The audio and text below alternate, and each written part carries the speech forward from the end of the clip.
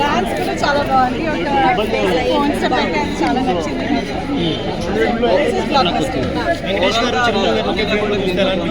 మంచి జోడీ అనిపించింది. అసలు మా బాబు చెప్పినట్టు ఫ్రెండ్స్ లాగే అనిపించింది, ఇద్దరు బ్రదర్స్ లాగే.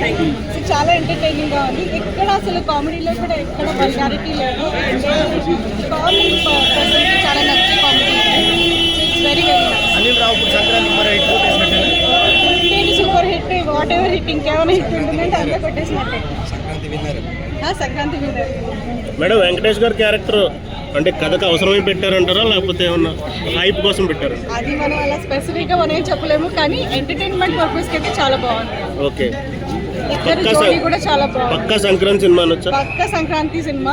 అసలు యూజువల్ గా వెంకటేష్ సార్వి వస్తుంటుంది సంక్రాంతికి. ఇప్పుడు సంక్రాంతికి ఇలా వచ్చారు అనుకోవాలి. ఇప్పుడు ప్రజెంట్ హీరోలతో చిరంజీవి గారు ఇంకా పక్క పోటీ పడతారు. కాంపిటీషన్ లేదు బాస్. బాసా అంతే కాంపిటీషన్. ఓజీ మూవీ అంటే వెంకటేష్ మూవీ అంటే వచ్చేస్తారు ఎక్కడైనా. నైట్ కానీ ఎప్పుడు కానీ కంపల్సరీ. నేను వద్దు రానట్టు కూడా మా ఆయన తీసుకొస్తారు, అంత ఫ్యాన్స్ ఉన్నారు మా ఇంట్లో అయితే. థియేటర్ లో ఓజీ తర్వాత ఈ సినిమాకి ఆ వైబ్ వచ్చింది అంటున్నారు, కరెక్టేనా? నాకైతే ఓజీ కూడా బాగుంది, ఇది ఇంకా బాగుంది, చాలా బాగుంది. Okay okay madam, thank you.